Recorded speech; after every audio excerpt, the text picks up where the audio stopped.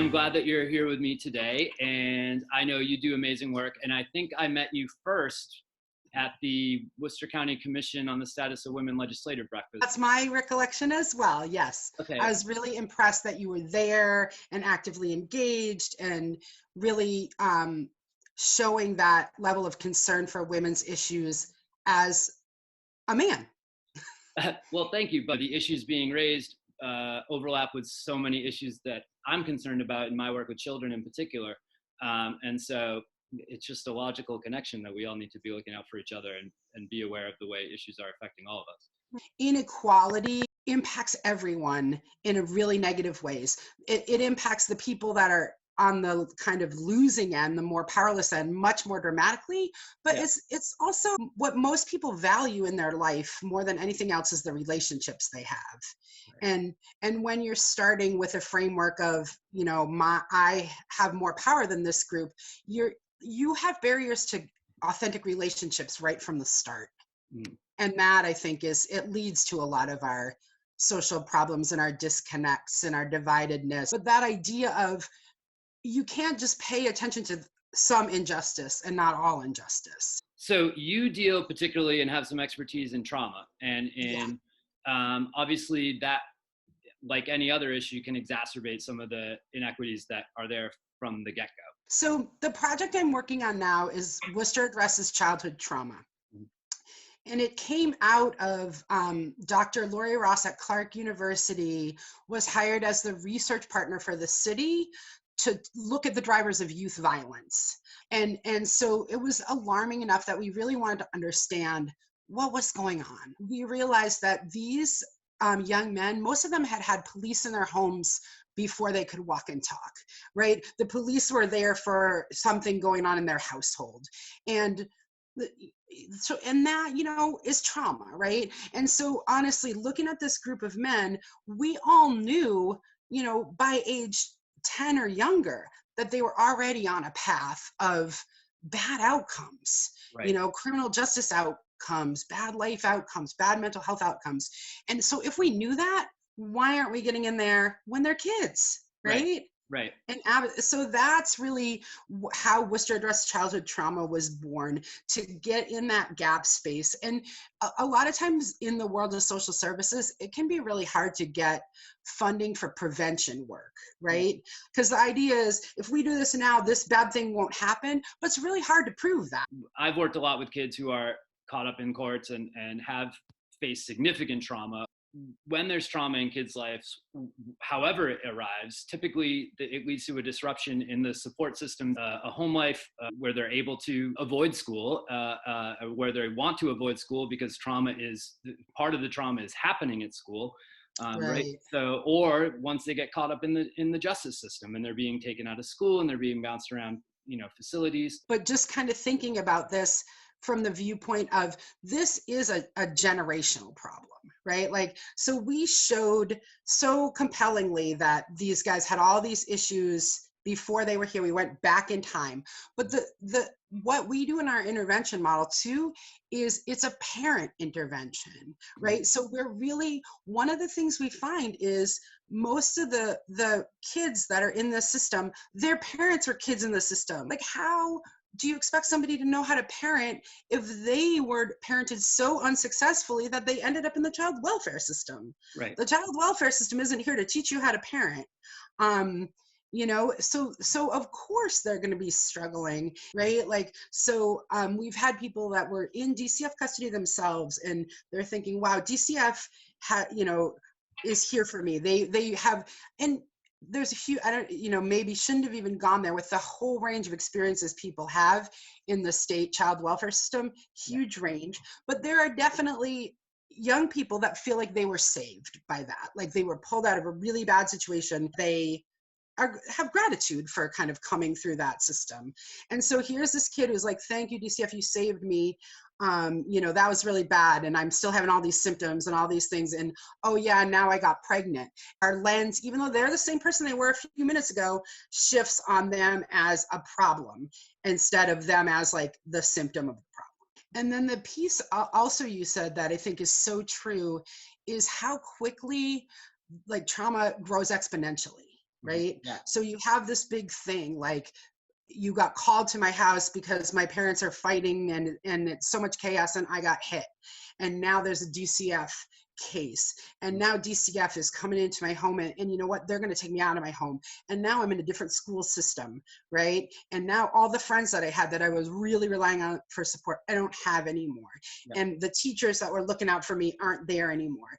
And now I'm acting out. I'm really angry at the world and taking it out on people around me. And now I'm suspended. And now like the level at which trauma snowballs for people, I think really describes the health inequities piece. And it leads to more and more negative outcomes. And then by the time we're kind of at the end of this cycle, your life is in shambles. And as you describe, like, especially for kids, the consequences just escalate so rapidly. And that transition you described about, a child who's getting support and, then becomes pregnant, and then the support lens shifts. And, what we're doing is perpetuating that same cycle. We're not getting to root causes when we keep treating things like that. If you're in the child welfare system, I have some assumptions that you probably did not get the level of love and support and adoration we would have liked you to have. For girls, it's getting into bad relationships where they're further exploited in early pregnancies. For boys, it is like the gang activity, the looking for that sense of connectedness and family and Right. support that you didn't have, and nobody really showed you how to get it. So you're just grabbing on so tight to anything that feels like love. What these kids were lacking is what they gravitate towards, and unfortunately, sometimes those lead to risky behaviors and ultimately bad decisions, right? So we're living in an interesting time, and certainly we're thinking about all those who are being affected by COVID-19. The inequities in our society are really being laid bare because with people not able to work, with limited access to healthcare, with people being afraid even to go to the doctor for fear of catching corona. I mean, what are some of the things you're seeing potentially is going to be able to bring attention to issues that we could continue to address once we're past this? Yeah. So a couple really good things in what you just said. So I'll get to the second one first because it's a little bit more hopeful. Sorry, I keep But right now, we're very worried that child abuse is happening, spousal abuse is happening, domestic violence is happening.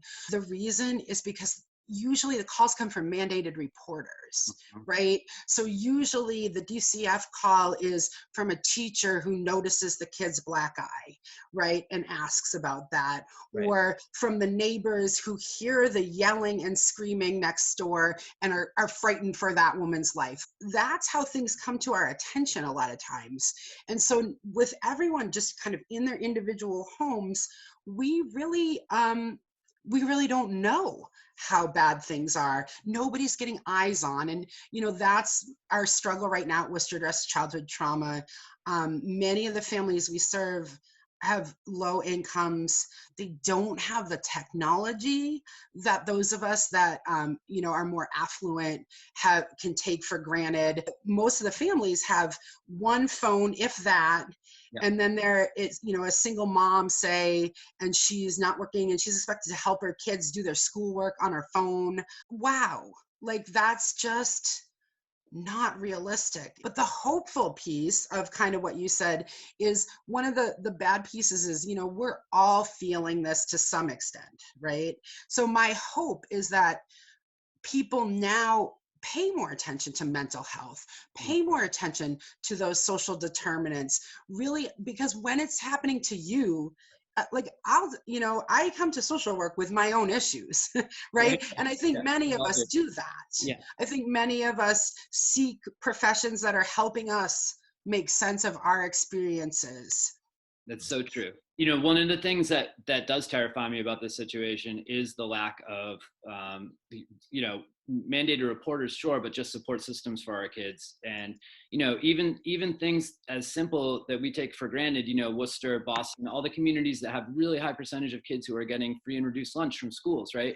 And I know that one of the considerations that Boston was making when schools were starting to shut down was, when we shut down these schools, we are going to have a lot of kids who aren't even going to have access to food, right? Let alone whatever kind of difficult home situations they're dealing with, right? Yeah. It just exposes how close to the edge, some of these families are. And that's been some of what we're hearing, even like people that are doing food banks are saying, people I've never seen before are coming now. This is impacting people that really did think they were safe and didn't maybe realize that they were themselves just pretty close to the, two paychecks away from chaos. What are some of the things that someone who's concerned about these issues can do? Like, how can one be a positive force to be addressing these things? I'm so glad you asked that. That's really kind of one of our goals as a city, I think. Like, and I, speaking for myself as Worcester Address Childhood Trauma, but I also know that Jennifer Carey and WEC and other people are really mobilizing to look at the social and emotional needs of our students. This is on all of us, right? Like, a lot of times people will be like, I don't want to ask a kid about what's going on at home. I'm not a social worker. I don't know. Like, I'm not a mental health professional. I don't want to ask. It's not magic.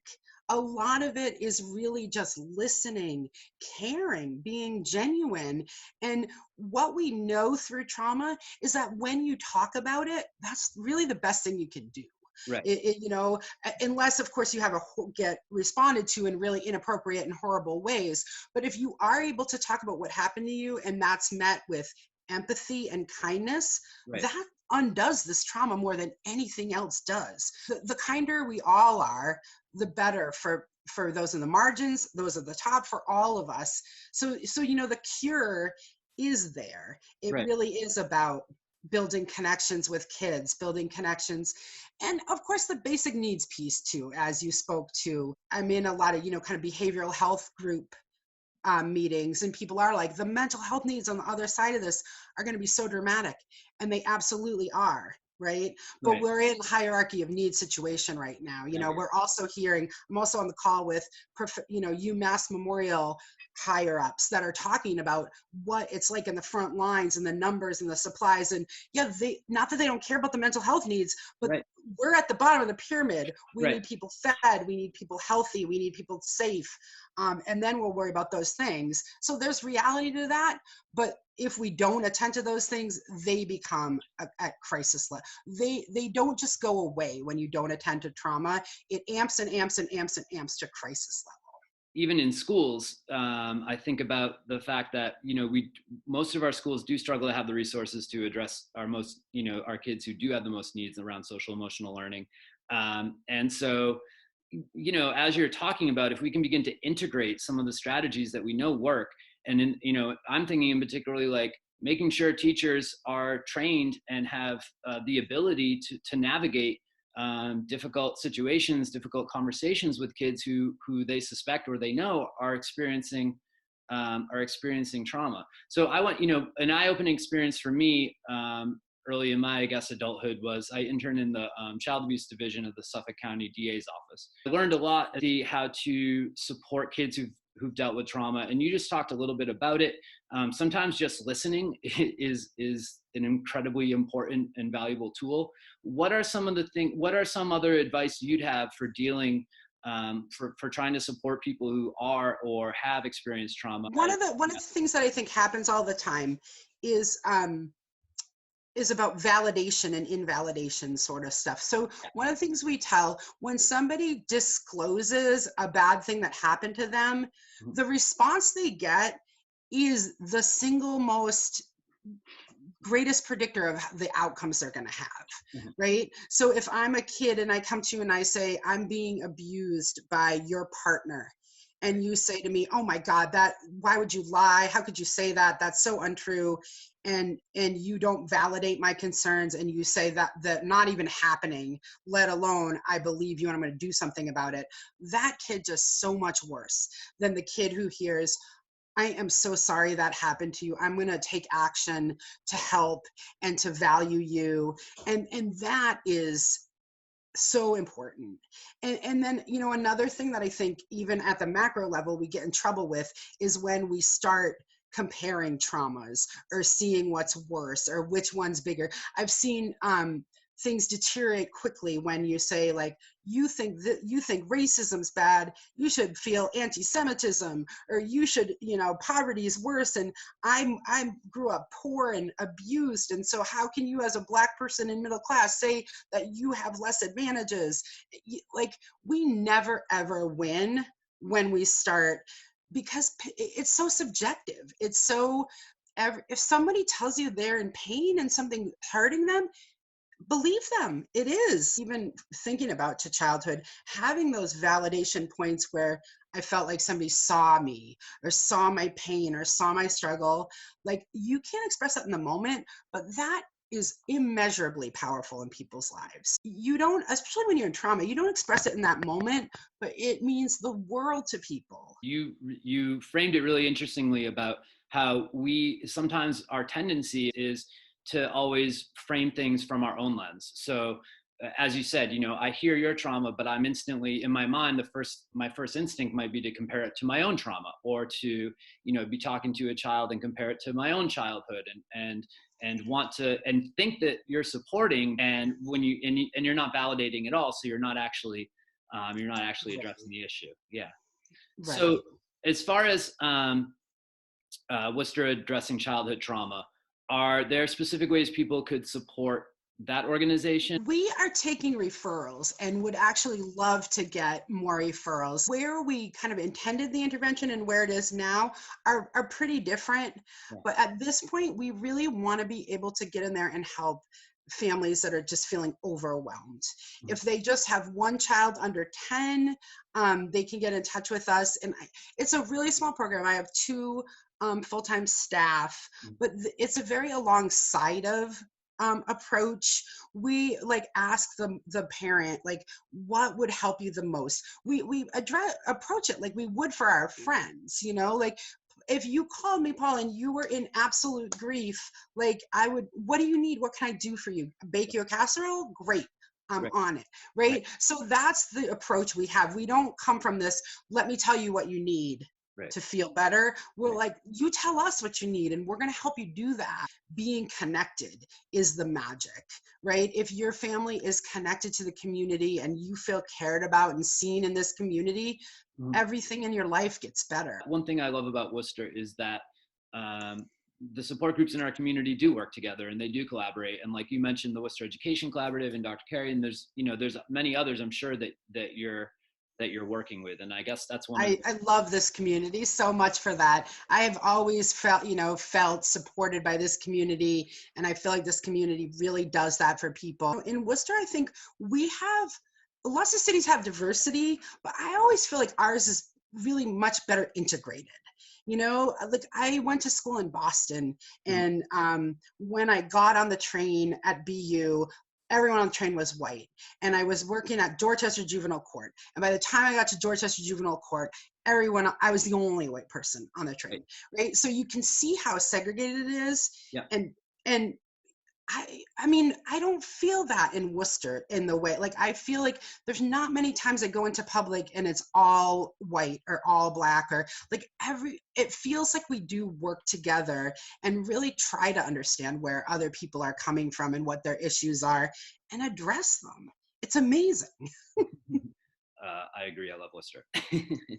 So this was a good conversation, which I appreciate your time. And thank you so much for having me have this conversation with you. It's great. I really appreciate that kind of public service place that you're coming from with this. So thanks again for doing this and kind of thinking about our community and what do we need and what kind of information can I get them. That's really supportive. I look forward to talking to you again soon, I'm sure.